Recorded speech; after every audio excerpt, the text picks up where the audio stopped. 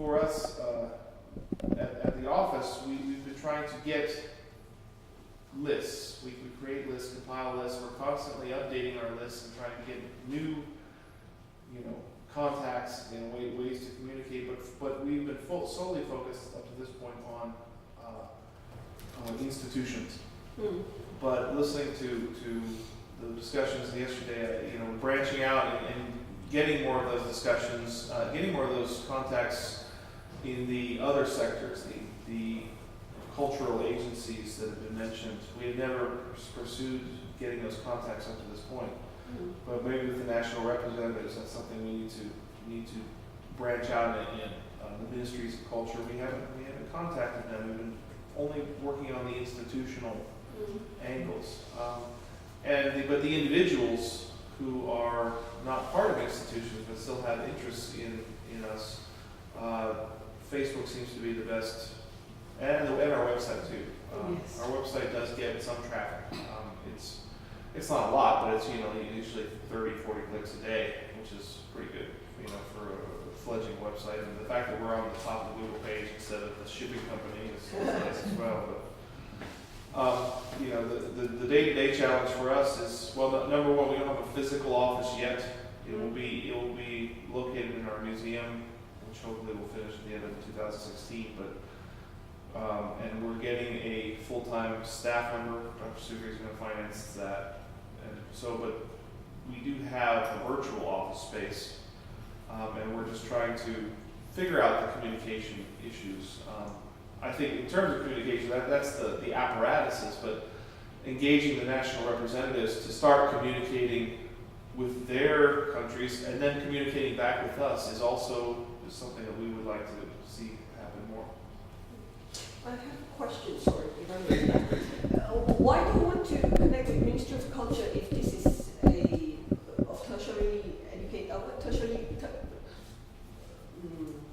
this is an association of gathering of people in music education? Well, we purposely made it less strict than that when we made our definition of the organization, because we realized that different places have different kinds of training. And some countries and some disciplines don't have tertiary levels of training. They're training in the jungles or whatever. They're training in different ways. So the definition of organization is just institution involved in professional music training.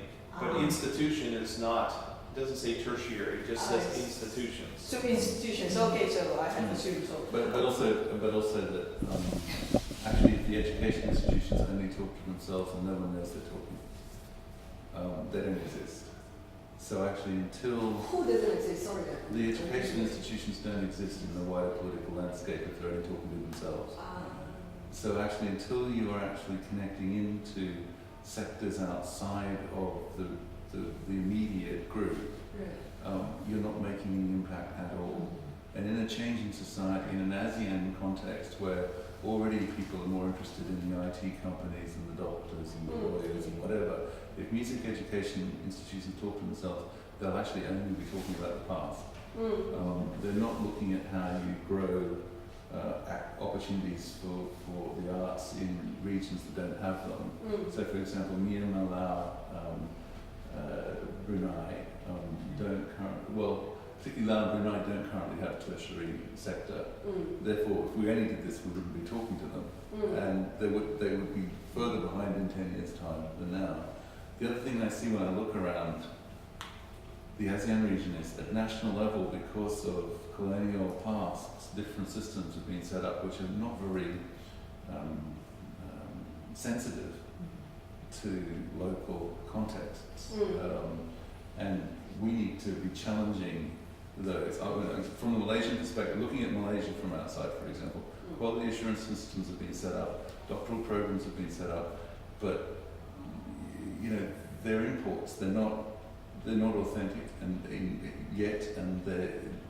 the risk is we get drawn into the rules of the import rather than reflecting on them. I had to do the same thing in Singapore.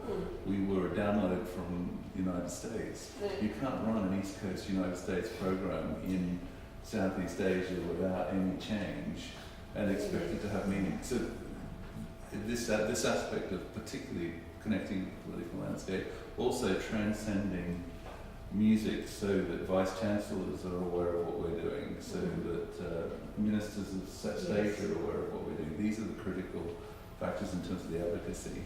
Otherwise we just become an education, I mean we can do a lot of stuff in-house, but in the words of Modern Family, not Modern Family, Family Guy, who the hell cares, becomes the challenge. That's why. It's a really good question, because it's a question we face quite often. Yeah, because I wonder who comes in here. Yeah. Who comes down and meet people? Because I see some people maybe just wanting to sell softwares, instruments, and others, you know. But that will, yeah. But it's fine. Yeah, It's exactly. all right. And we have to, that's exactly the point. We have Yeah. to actually embrace some of that as part of the process. Because it is engagement with the sector, so actually it's education. It's a fascinating, the risk is how you control it. You're obviously in that dimension of it is really interesting. Also, we had, for the first few years we were bringing in international speakers to talk, and who'd set up major, AEC for example, or NACMOS, the Australian equivalent. And what they were saying was they'd all defined themselves too narrowly at the beginning. So, for example, NACMOS literally means the National Association of Tertiary Higher Education Music or something. So it's, if you're not at higher education music, you can't join them. AEC, they're conservatoires. If you're not a conservative, Oxford University Music Department cannot join the AEC. So they then have to go and make reaches. So one of the advisors was, don't get into this thing where you're just talking. And it's a risk we face all the time. We could have a community that's just talking about quality of doctoral programs in Southeast Asia, and they could meet 3-4 days a year and they have lots to talk about. But it's not going to change music in Southeast Asia or culture and take it forward. So it's actually the fundamental question for advocacy. Why are you being so ambitious? Exactly. Speaking at the office level, with us getting a new staff member, when we start to take on the paperwork, my PhD research assistants, I intend to retask them with doing more of this, because they're able to write letters at that level, and send it out to SEADOM, the Southeast Asian Ministers of Education, introduction letters. My background at the College of Music is maybe a little bit unique, because the man I work for engages in all of these sectors all the time. Whereas a lot of other schools that I observe, they don't seem to be, they feel like the governmental levels are at another level, and they never get to that level. But my dean engages with ministers constantly. They come over for lunch, and he's telling them about music.